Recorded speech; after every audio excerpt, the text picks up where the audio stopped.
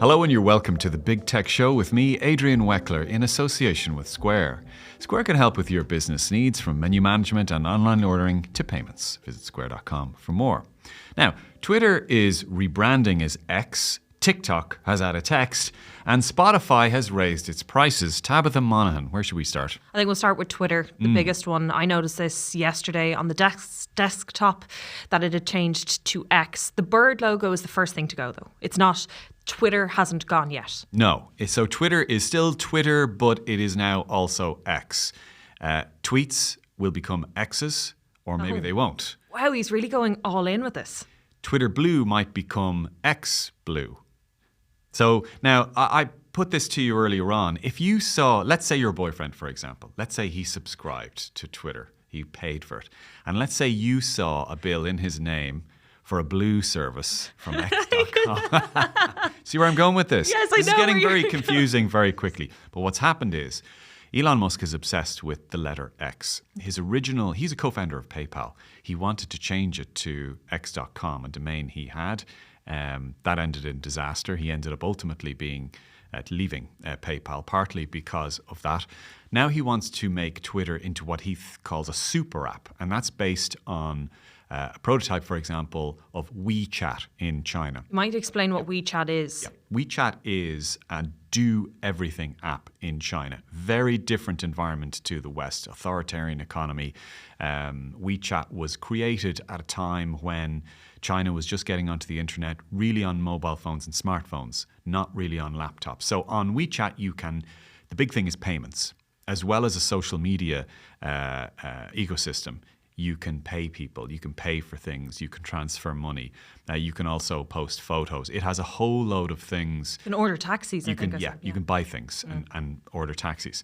So Elon wants to make Twitter into something like WeChat. He's talked about payments, for example, and he does have some experience with PayPal, even if it was over 20 years ago. Now, there's no serious commentator or expert or tech industry person who knows about this sort of stuff who thinks he has much of a chance of doing it. Yeah, I would wonder, is there a market for it, for one? But also, we're seeing ad revenue in Twitter drop by 50%. There's questions over that kind of funding there, the model in place there. I mean, is the money there for that kind of app to be developed? Because I would think if you need to be able to be a money transfer platform and a social media platform and be able to have taxis ordered, etc., that's a huge amount of investment because you need every single component of that to work really well. And not only that, not only do you need to build it, and don't forget it took Stripe's Collison brothers over a decade to get to where they are now. Not only do you need to build it, you also need the goodwill of banks and retailers and people to involve you in their ecosystem as such. Now, what has Elon Musk done in the 9 months he's taken over from Twitter? He has destroyed an awful lot of good faith and goodwill with Twitter. You mentioned advertising revenue, which has fallen by 50%, and that is a direct result of big companies saying they don't want to advertise. Losing confidence. Yeah. So it's a very big ask to be adding all of those services, and most people don't think he can do it, but he wants to try this. I read one interesting theory that he dreams up these ideas at the weekend. If you ever look at Elon Musk's tweets about what he wants to do with Twitter, it's usually between Thursday evening and Sunday when he's finished with his main job, which is Tesla and SpaceX. They're really his main job. I mean, Twitter is what he's known for, and we're all obsessed with it, and we're obsessed with him. But really, his main job is Tesla. That's by far the most important thing in terms of wealth in his life. It's worth about $230 billion. Yeah. He bought Twitter for $44 billion, about half of which was his own money, and then the other half which was leveraged or borrowed from banks. So he has a lot in Twitter and a lot riding on its success. Yeah, but I mean, who's going to build all this? He sacked most of the staff when he came on. The Dublin office used to have over 400 people. It's a shell now. I mean, it's down to maybe just over 100. It's a huge decrease. Yeah. Same in San Francisco, the same with other offices around the world. Now, he might hire more people to do this, but it really kind of looks pie in the sky. But anyway, for anyone who uses Twitter, he wants you to start calling tweets, X's. What do you think of the overall rebrand, essentially? So you have the X being replacing the Twitter logo as in the bird, but then it's going to be called X. So Twitter's gone. Creating a brand and creating a name and a logo takes a lot of time and a lot of effort, because you want to make sure that users are going to engage with it positively and are going to like the name of it. So overnight, changing it, but also it was... The logo itself was crowdsourced. He asked, "Hey, give me a good logo, and whichever is the best one and that we like, we're just going to roll it out."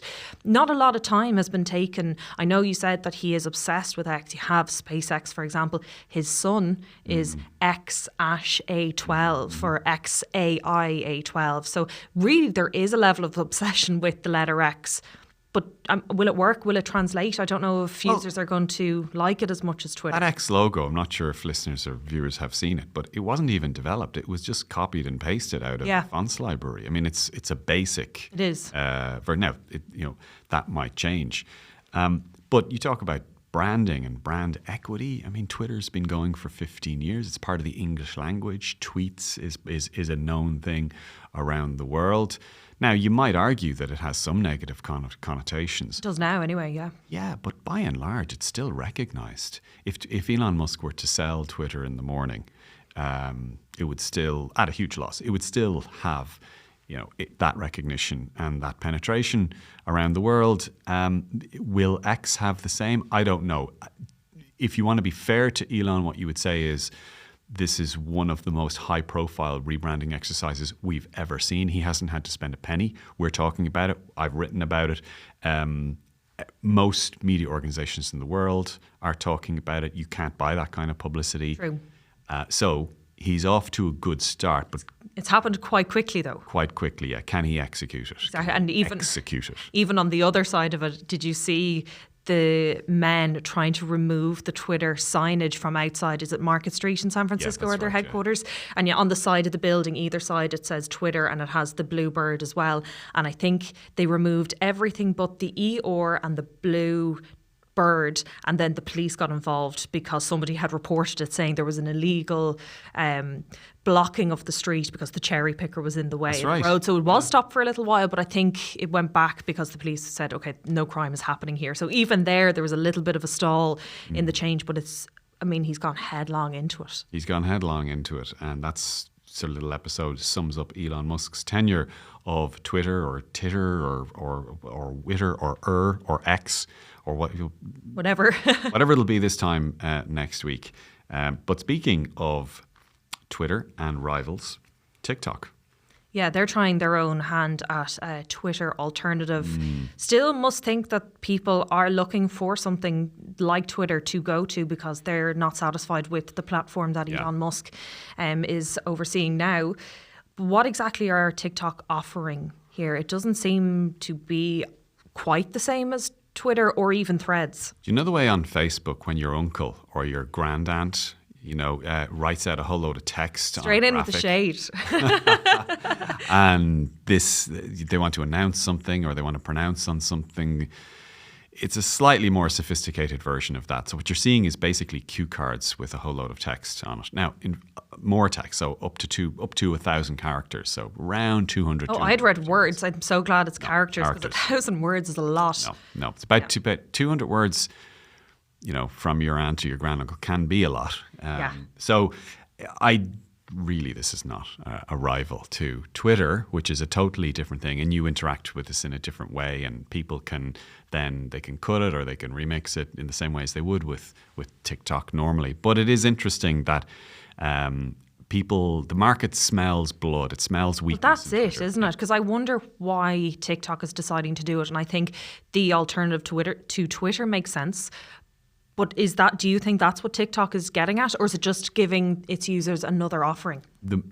Twitter's rivals know that Twitter is and always has been a failed business. It's a successful cultural phenomenon in that we use it to follow news, and it's where a lot of important discussions take place. Mm-hmm. But it has always been a failed business. And that's why Mark Zuckerberg has launched Threads, for example, the Instagram spin-off, which is a lot more like Twitter. Yes. And that's why TikTok is experimenting with text. And that's why despite how janky and difficult they are to join, Mastodon and Blue Sky are still used by some people. They smell blood here with Twitter, and it's possible they'll make money out of it. That's what's behind all of this. Do you think they're right? Do you think when all is said and done and Meta has a go and TikTok has a go and Mastodon, users join as well, is this the end of Twitter? Are people going to en masse move to these other platforms? No, I don't think they will. So, and I say that as having been an arch critic of the way Twitter has been run for the last year. The issue, the biggest threat to Twitter by far is Threads. That's not launched in the European Union yet, and even in the US, we're seeing a fall off in engagement. There's significant fall off engagement, 70% in daily. It's only a couple of weeks old. Over 100 million signups. Everybody went on to look at it and post, me included, and then people just sort of, the novelty had worn off, and they're down about 70% in terms of engagement. Now, that's still quite a lot after a couple of weeks. That's true. To have that kind of activity is still quite a lot. They've got a lot of celebrities there as well. The issue is because everybody still uses Twitter, everybody will still go to Twitter. Not everybody, but the media, people, newsmakers. During the Tubridy fiasco with RTE, most Irish news reporters who were covering it were live tweeting it. Many weren't even covering it live on their own stations or their own publications. Not with that immediacy, no. But they were live tweeting it. In other words, their discussion, their record of it was actually in Twitter. It wasn't, I mean, they might have written articles later on, or they might have done reports for broadcast or radio, but actually it was on Twitter. So it's going to be very, very difficult to shift that because it has that inertia. Now, Elon's doing his absolute best to ruin it and to destroy it. Selling off the blue ticks, disastrous move, has not raised significant money. Well, not just the blue ticks, but also the extra revenue schemes that they come up with, which we spoke about last week, the replies and giving some ad revenue there. Any sign of how that's gone so far? No, there's a handful of influencers who have posted, I made $2,722, but it seems to be random, it seems to be handpicked. You can't yet apply for it, at least before we came on air, you couldn't apply for this. So, no, he's ruined. He's taken it commercially even worse than where it was, which is why I think he's desperate to accelerate this idea into X.com and a super app, and he's trying to get investors and advertisers interested again. I do wonder the further away Twitter gets or X gets from its original platform. Will people hang on for that? I just wonder that I think the brilliance of what Twitter was, it wasn't a great business model, but the social phenomenon that you mentioned there, it was because of the simplicity of posting a tweet that was, how many, I can't remember the original amount of characters that you were able to use. 160 words? No, 160 characters, right? Or, maybe. Yeah, around that. Yeah.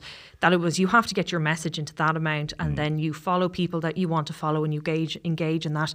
When that keeps changing and changing and changing, will the popularity remain? Because it's getting further and further away from what people recognise. Well, where is the gap that Twitter wants to fill here, that X wants to fill here? Like, I have Revolut, for example. I have YouTube. I have Instagram.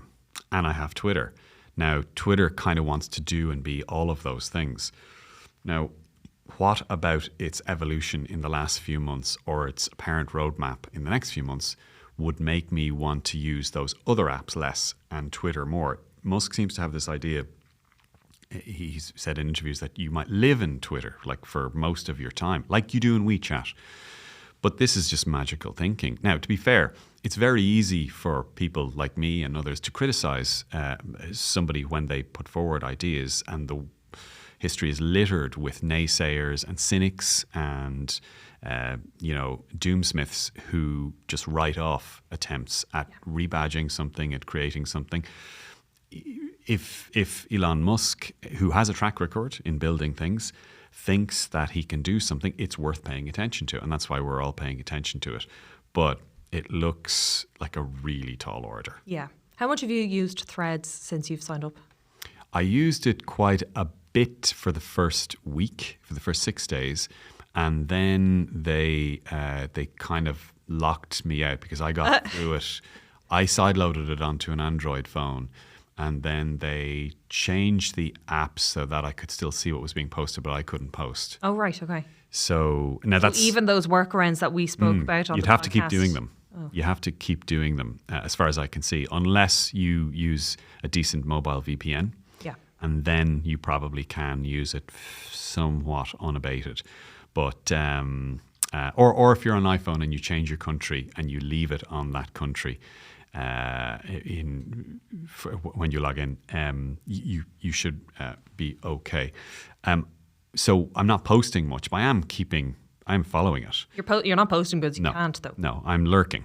I'm lurking at the moment, and Okay. and then there is some activity though. But the type of accounts that I would follow would be talking about things like Twitter. So Right. Yeah. Okay. Yeah. And then what about Spotify? They're after increasing their prices. What's going on? Euro, yeah. So Spotify have 4 premium subscriptions. They've 5. You can get into Spotify 5 ways. The one that most people use is free and it's ad supported. So that's still the most, yeah? Yeah. So they've 570 million users worldwide, and about 300 million of those are the free model, free tier. So that's where you just download Spotify and you let it play, and you'll be interrupted by ads, and that's fine. You've limited controls on it. Limited though. amount of skips, yeah. And I don't think you can play it offline either. For premium, the 4 premium subscriptions, there's a standard which most people have, which was a tenner, $9.99. That's now gone to $10.99. Okay, a month. There's one called Duo, which couples would use, and that used to cost $13.99, and now costs $14.99. And then they've left the family tier, which is up to 6 people in the same household, at $17.99. And then lastly, there's a student model for $5.99. They've left that as well. But the most popular ones, which are the standard premium and the Duo, have gone from $9.99 to $10.99 and $13.99 to $14.99. So increased by €1. Why? Couple of reasons. Inflation, everything else has gone up. Apple Music has gone up. Amazon Music has gone up. Tidal has gone up. A good number of the streamers have gone up. Netflix, YouTube Paramount Premium? Plus, YouTube Premium went up. Mobile services in general have gone up. Vodafone, 3, Air, they're all now going up between 3 and 6% every year. Inflation is still at 5%. It's rare enough for Spotify to raise their prices. I don't think they've done it in a couple of years. So They haven't made a net profit in a few years either. I'm not sure they've ever made a profit. So Right. they just announced their results, their most recent results this week. They had an operating loss of €112 million.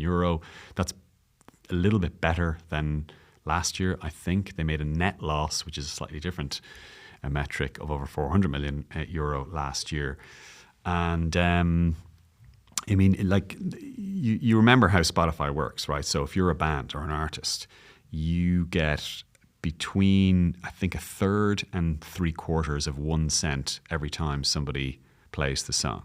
Yeah. I think that's the right figure. It's very low. It's very low.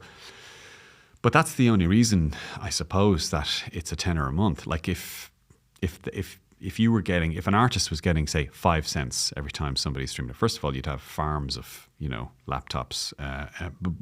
But more importantly, there's no way you could do that for anything less than, €39 a month. Yeah. I mean, that's what it would cost. Yeah. So sometimes I listen to the criticism of streaming services, and I don't think they're directing maybe their criticism at the right source, which is the streaming company itself. Which, by the way, is majority owned in most cases by record labels anyway. So Tidal, Spotify, major record labels, major investors in that. And then also, do you pay for Spotify Premium? Yeah, I have the Duo. The Duo, okay. Yeah. So that's now $14.99. So let's say that were to go, let's say, everybody said, okay, well, artists should get a better shake of this. And let's say it went to, say, $24.99, okay? Now, they still won't get much more, but they get a bit more. How would you feel about that? I like Spotify as a service. So you might consider it. I would probably consider it. Much more than that, though. I would wonder because there's a lot of content on Spotify that I will never use. So I think it's knowing that what I'm listening to isn't going Do directly. you subscribe to YouTube Premium? No, I don't. I do. Do you like it? Do you use it that much? Yeah, because you get to watch this stuff offline, number one. So Yeah. I'm on a plane quite a bit. That's really, Yeah. really handy. Number two, for things like podcasts and video stuff, you can listen to them or watch it with your screen off. That's the one a big thing. one. That's the big one that I would consider doing. But I don't watch enough YouTube. I think to And justify it. no ads. And no ads, which The sometimes ads- the ads on YouTube are trialing. Yeah, very, very trialing. So anyway, Spotify has gone up. If you don't like it, you can go to one of the others, which have also raised their prices. Let's be absolutely clear. You won't leave Spotify. If you like Spotify, you'll suck up the euro the same way you suck up a Netflix euro, the same way you suck up a Disney Plus, a Paramount Plus, a Vodafone 3 Air, the same way you suck up all of these increases. Because that's life. Prices rise and we just have to get used to that. Okay, well, Tabitha Monaghan, thanks for joining us and discussing this today. Thanks also to Gavin Hennessy on sound and Niall McMonagle and to Conan Doherty on video. You've been watching The Big Tech Show in association with Square. We'll be here same time next week. Bye-bye.